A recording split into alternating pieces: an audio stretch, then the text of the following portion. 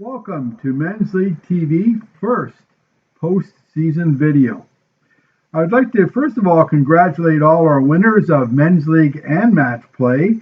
We have some interviews with some of those individuals today, which I'll go over later in the video. Just some business first. The Men's League skins refunds have been processed and will appear on your October statement. Just a few words about men's clothes. First of all, you should know that I have nothing to do with men's clothes. That is run by Tim Yates and Cameron Gall. The prizes for Men's League, the prizes for the winners, all the winners of all the trophies, the prizes for the day of golf of men's clothes, and any additional prizes are all done through Tim. So if you want to follow up on what you won or what you won for the prize for your trophy or those champions, see Tim or Cameron. I don't know what they've given you. Tim tells me there will be some additional prizes. We're going to draw 10 names from a hat because we did have some whole score prizes that we couldn't give out on last Wednesday. So there are going to just be some extra prizes. You will be contacted if you win. Just another item, I will be sending out later on this year, sometime maybe in the off season, maybe close to the beginning of next season. We have to find out a way or come up with an idea how we're going to run our men's clothes in the future. It was fine when we had 180 golfers and we could count on 144 golfer shotgun, but now we have close to 250 golfers and a shotgun's just not going to do it. So there are some options that some people have mentioned, and I will put them in the survey.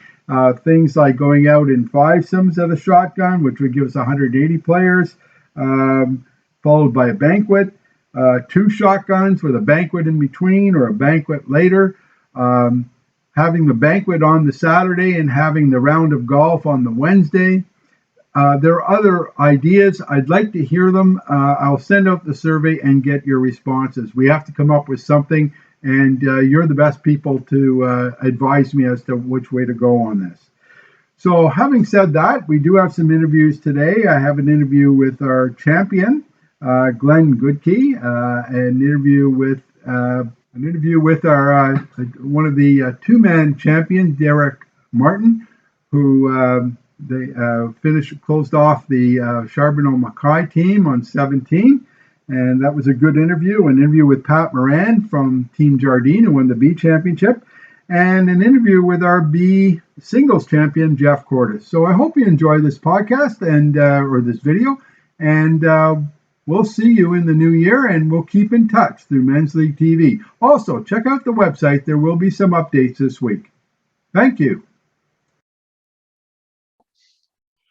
Oh, how you doing, Glenn? Very good, thank you. Yeah, congratulations on being our champion this year. That's a very prestigious thing to do, especially this year, because I think this is the largest field we've ever had for Men's League. So this was a big victory for you. So congratulations. And you came on so suddenly. We didn't hear anything from you all year. And all of a sudden, the last 2 or 3 weeks, you had recorded your 13th and 14th round, and bang, you were in the lead, or you were right there. Tell me about how the season went for you. Well, I tell you, I don't think we have 20 minutes, but I guess the season went great. I mean, for me to be joining a club after not being part of any club for 25 years, the season started off fantastic. And then to find a men's league to make sure I played once a week. I thought it was very cool. Didn't understand it. Didn't know why I was paying $120 more at that time. Didn't know anything. And I remember my first game out, I thought, oh my goodness, I paid this. I don't understand it. I think I played with Curtis Dancy that day, and he shot a 31. So I thought, oh, this is going to be quite a competition if I have to play against these type of people. That being said, it was the first experience of meeting all the new people from the start, and it just continued from there. I never played, for instance, with Curtis again, but throughout the year, anytime I saw him, he would say hi, and that sort of was the same thing throughout the year. So it really, the privilege of playing at Carleton this year for me meant a lot. And, you know, we don't know, people don't know people that close, but when you have a club, something that people share common interests for, it's funny to think about what it means to certain people, because to me, it was much more than golf. It was a safe place for me to go. I really haven't had a great 8 years, last 8 years from a health perspective. So from a mental health and from a physical health, this has been amazing. And, you know, at the start of the year, for me to even walk 18 holes was a big feat. And obviously it doesn't take long, but the club's been something, you know, probably more special for me to have a place to go, exercise, enjoy, and everyone I've come in contact with has been exceptional. The men's league was definitely a bonus to meet new people, and it just totally amazed me, really. Wow, that's you'd almost make a movie about this. I mean, here's a guy who could hardly walk 18 at the beginning of the year, and he ends up as our men's league champion. You've obviously played a lot of golf. Your scores are very, very good. When did you where did you play before, and how did you get to be playing in such a high caliber? By the way, golfing with Curtis Dancy in your first round, little did we know then that you two would be fighting it out for the crown. So it was kind of funny. It was ironic that you played with the guy that you were going to be competing against at the end. So that was interesting. But can you tell me a bit about your golfing history? How did you get to be such a good golfer? Well, I was privileged when I was a young kid to be a member of the Hunt Club for 20 years. So from when I was 10 till I was 30, I was a member, and then I had kids, and like everybody else, some priority changes, and I wasn't a member for 25 years. So I was lucky as a kid to be able to, and I see it in the Cole boys and a lot of young people at our club, the privilege that they've had to play at a club for a long time. It's just sort of the same thing for me. I was a good golfer back then. Unfortunately, as many people know, your body doesn't, you don't maintain that the quality of body you do as a kid. And so I played maybe 5 times a year for 25 years. And, you know, I have the same issues as everybody else, primarily because I'm lazy and I didn't keep myself in shape, and I never walked 18 holes for 25 years. I took a cart with my buddies, had probably a few too many beers when we played. But it's still, there's sort of a memory of the game. And when I got to play, I've probably been out 45 to 50 times this year. It comes back. So I still have the game in me. I just don't have that body I did when I was 20, but it stays with you, and that's a privilege, really. That's great. Now, tell us about your final round with against Nick. I know you got off to a fast start. Nick was having some difficulty. I saw you on the 5th hole. Nick was kind of struggling there. What happened in that game? Well, you know, it's fascinating to, again, you commented on, you know, just coming out of nowhere. And I think that's the great thing about this league that you have, is that with a handicap system, everyone has a chance. And I looked at your sheets, and it was sort of, I saw, you know, there's probably 100 people within 10 shots. And if 12 games are counting, then everyone has to realize that everyone after a game can figure out one shot that they could have been better at, whether you're a 0 handicap or a 30 handicap. And so everyone has a chance. And it was nice to come out of nowhere and then have the opportunity to play against Nick. Nick is a great player. We had a lot of fun. We both wanted to win, which was great. And at the end of the day, I would say Nick beat me tee to green. I think Nick just had a bit of trouble on the greens that day. He didn't have the greatest putting day, and I had my best putting day. So that's the story. I think I had 12 putts. I sunk a 35-footer out of nowhere for a bogey. So it was more. It was tied after 7, so we had 8 and 9, and the putter is what made the difference for me. Wow, tied after 7, and then 8 and 9 decided it. Boy, that came right down to the wire. Yeah, it was great. This is part two of the interview. I don't know if you realize this or not. You also won something else. Your team, the Beggs team, won the overall title. And Alex has begged off, pardon the pun, his interview. He asked me to ask you to do the interview for the team. You guys get, first of all, for your victory, $100 off your men's league fees next year. Interestingly enough, you played against Team Abu, who had all 5 players. You guys had, I think, 3 or 4 counting. No, 3. And you still won. You had a great round of 20. Dan Eboy had a 21. And even Doug McGregor had 19. So you were safe there. Tell us about your team play this year. Did you get to... I'm fascinated with this men's league organization you do, John. Be honest, I didn't understand it the whole way through. Secretly, our team met every Friday to have a few beers together, and we did want to sort of stay under the radar. We had a definite focus and a great leader in what's Mr. Envoy's first name again? Dan. Dan.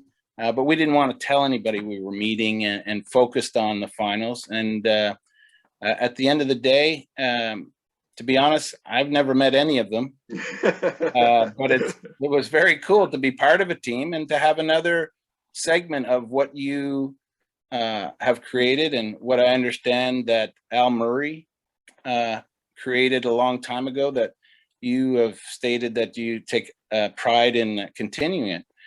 John, what you've done and what you do, I'm blown away. And you probably think it's just a little thing and that you just do it, but when you put all this effort in for people, and again, like I said on the other interview, it's not all about the golf. You're providing something that gives. You're a giver. You give on a weekly basis, and I'm fascinated by your dedication to it. And again, it was a privilege to be part of it. But a lot of thanks goes to you. I know you don't want any, but a lot of thanks goes to you, and be mindful of all the things that you do make a big difference for a lot of different reasons for a lot of different people. 240 people is amazing. And to sum that up, I'm thinking the team part was great. And next year I won't have to have the concern of why am I paying $120? Because I'll only have to pay 20 thanks to my team. Well, actually, it's going to be 160, Al, but that's okay. It was 160 this year, but I gave you back 35 because of the banquet. But yeah, thank you very much for those kind words. I must tell you that I get as much enjoyment out of this as I do giving enjoyment to others. So I thank you very much, and wish you have a good off season. Thank you for joining me today. I really appreciate you coming on and sharing a lot of things with us today. It'll be a great interview that I'll be sending out hopefully early next week. I still have one more interview to do, so once I get that done, I'll send everything out, and we'll have a good wrap up. Thanks, Glenn, and congratulations on being our 59th Al Murray champion. Thank you. Thank you very much. Oh, good. Good. Well, first of all, I want to congratulate you on winning the two-man match play. That's one of the highly contested contests we have at the club. You had an interesting journey. First of all, you qualified 12th. I'm just checking the data here. You qualified 12th, and you beat Castle Dixon in the first round, Sapella Avon on the second round, and Noonan and Baxter, all 3 good teams, to get to Mackay and Charbonneau, and that was an interesting match. So tell us about that match, because I read your summary and it looked like it was an interesting back and forth type of thing. Yeah, so the finals against Brian and Tony, the young guys got off to a hot start. We were up 4 after 9 holes, and then we ended up losing 10, 11, 12.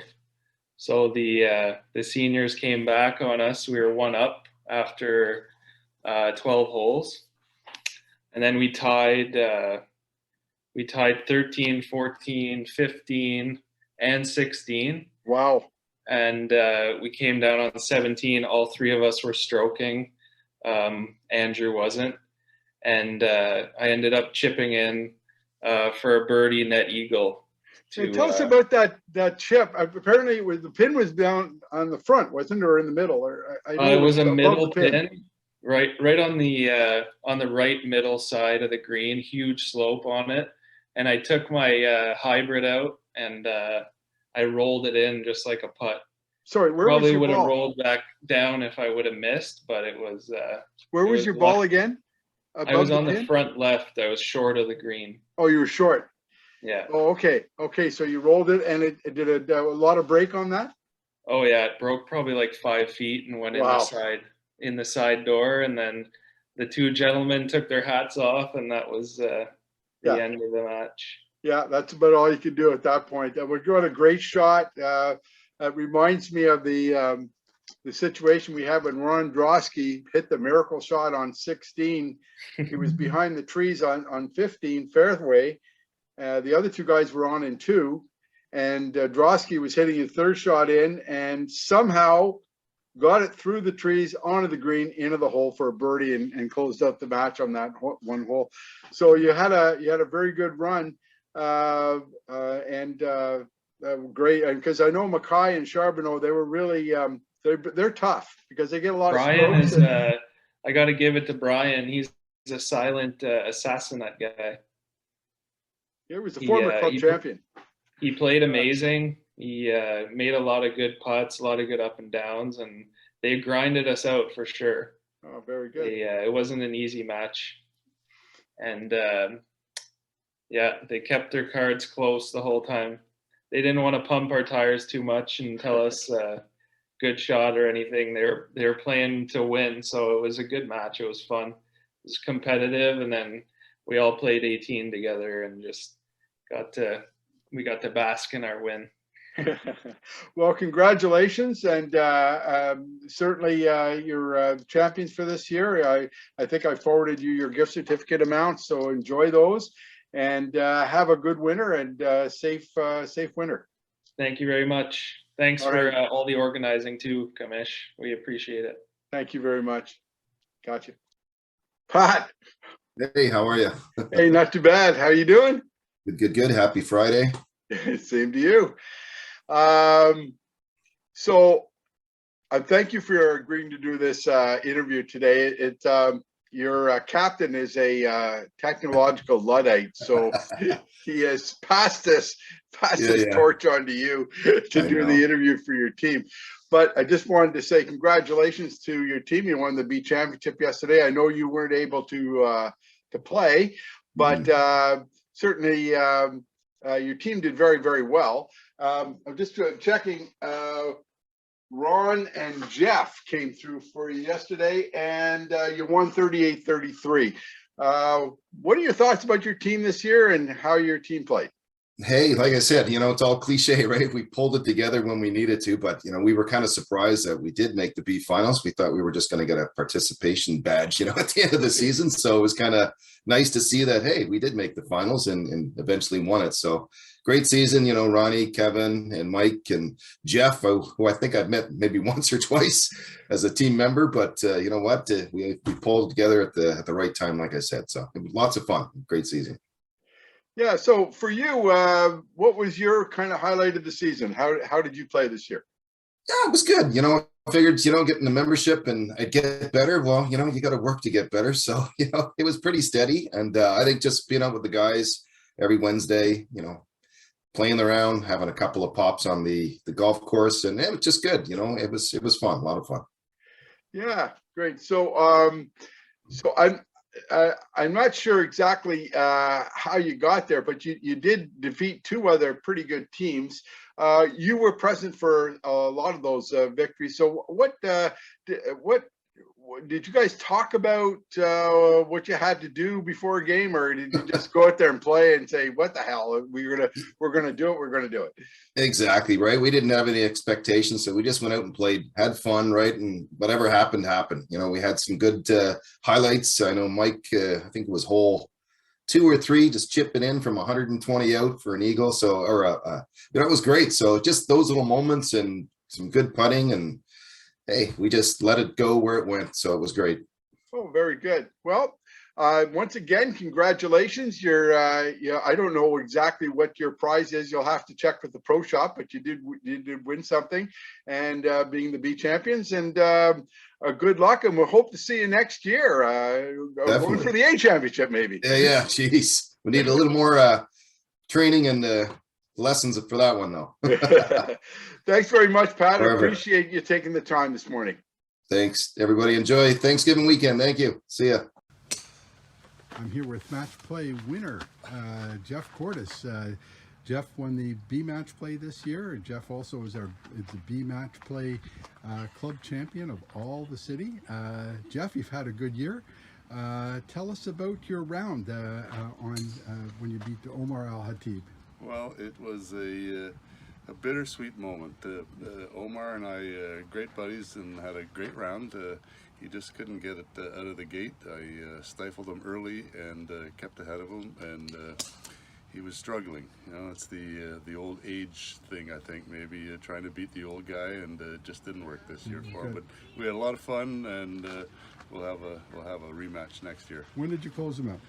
It was 7-5, so it was early on. I guess that was 14. Okay, so you really went through it. Well, congratulations on winning just about everything this year in the B stuff. So I wish you the best of luck and good luck next year. Thanks, man.